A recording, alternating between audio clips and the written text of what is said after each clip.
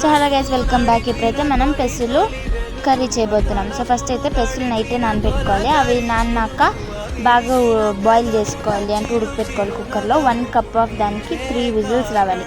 So ఇప్పుడైతే బాండ్లీ పెట్టుకొని దాంట్లో నూనె వేసుకొని onion, curry leaves and chilli వేసుకొని బాగా మిక్స్ చేసుకోవాలి. అవన్నీ బాగా ఉడికినాక ఇది అల్లం వెల్లుల్లి పేస్ట్ వేసుకోవాలి. పచ్చివాసన పోయేదాకా ఉడకపెట్టాలి.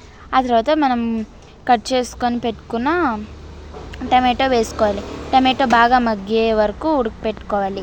ఆ తర్వాత 2 స్పూన్స్ ఆఫ్ కారం, 2 స్పూన్స్ ఆఫ్ ధనియాల పొడి and 1 spoon of garam masala ఇవన్నీ వేసుకొని బాగా మిక్స్ చేసుకోవాలి. అండ్ కొన్ని వాటర్ వేసుకోవాలి, బికాస్ ఆ మసాలా మొత్తం బాగా పట్టాలి కాబట్టి. వాటర్ వేసుకొని మిక్స్ చేసుకున్న తర్వాత బాగా ఒక 2 to 3 మినిట్స్ మూత మూసుకొని ఉడకపెట్టుకోవాలి. ఉడకపెట్టుకున్న తర్వాత మనం పక్కన ఉడకపెట్టుకున్న బాయిల్ చేసిన పెసులు తీసుకొని వెళ్ళి దాంట్లోకి వేయాలి. అవి బాగా ఉడకాలి. మాకైతే ఇక్కడ సరిపోతుందని మేము కుక్కర్లోకి షిఫ్ట్ చేసుకున్నాం. మీరైతే చూసుకొని వేసుకోండి. సో బాగా వేసుకున్న తర్వాత ఉప్పు సరిపోలేదని మళ్ళీ 1 స్పూన్ ఆఫ్ ఉప్పు వేసాం.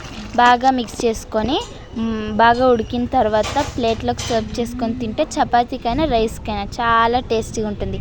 Don't forget to like, share and subscribe. Bye.